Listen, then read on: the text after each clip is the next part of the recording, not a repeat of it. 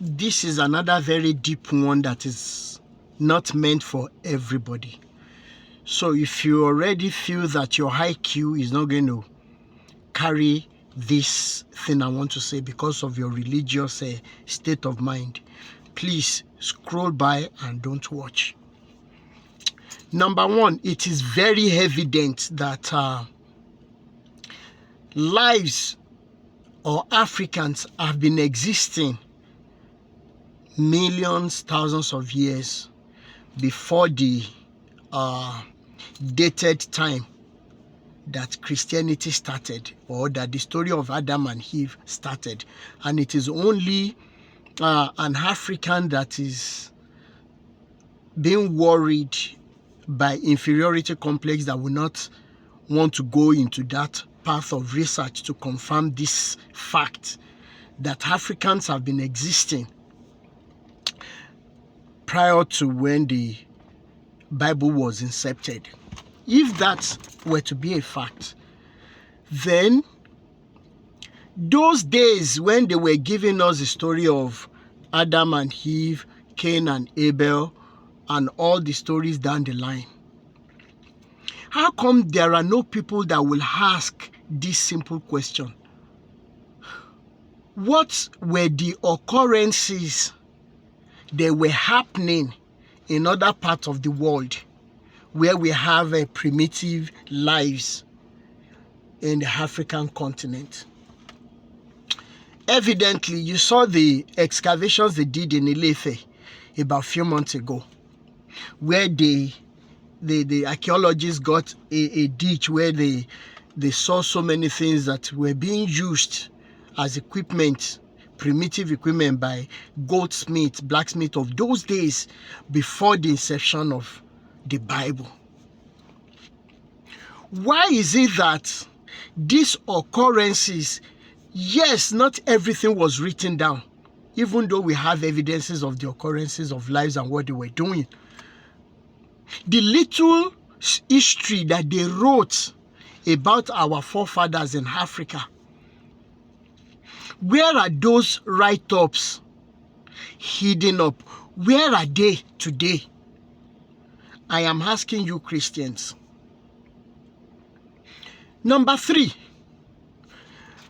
I went into a grocery store about 2 years ago, and as I was picking things, looking at the prices of things, something struck my mind, and that's about the several cameras that are always around. Okay, several numbers of cameras that will be around. Okay, but before they brought this same Bible, before they brought Quran, before the transatlantic trade or trans-Arab whatever trade, slave trade, how many of you, of my brothers and sisters, remember without sentiment that our forefathers will be in the farm, but their farm produce will be displayed by the parts in the farm or on the pathway, and the only thing they needed then were number of stones to signify how much they will sell each produce that they have displayed? Am I right? And the buyers, prospective buyers then, the only thing they needed to do was to count the cowries and put there after collecting whatever they would needed at that time. There were no cameras. There were no securities watching over those produce. Yet, there was a level of truth, love, and humanity. Without the Bible, without the Quran. Let me shock you.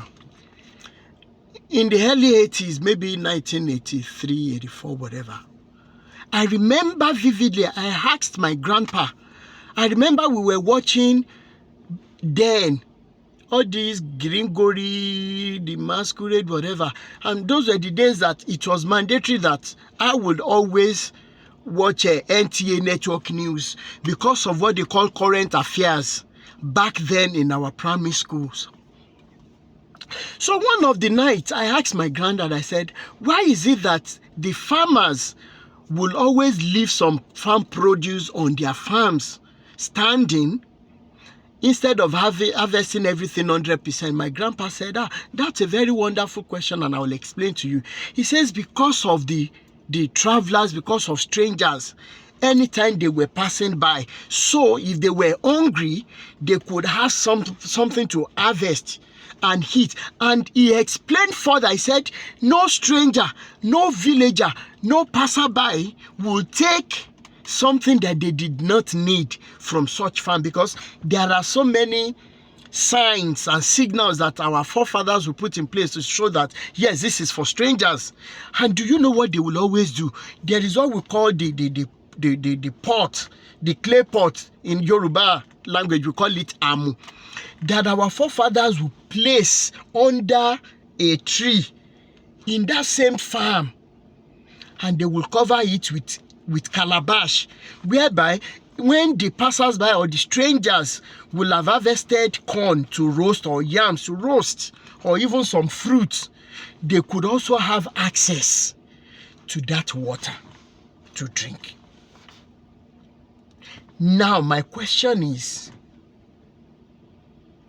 when we consider some of these examples I have given and what we have today after accepting religion, what exactly have religions added unto us? There are so many examples back then, and some of you will say religion brought this, brought that. How many of you will accept that from history our forefathers had been manufacturing a lot of things? Okay, they've been manufacturing a lot of things back then, even before the white people came to disrupt our civilization and growth. You might have something to say in support or against what I have said. Now, I would want to say in your comment section whatever you have to say, but please make sure it is something that is not sentimental and something that carries weight when it comes to IQ.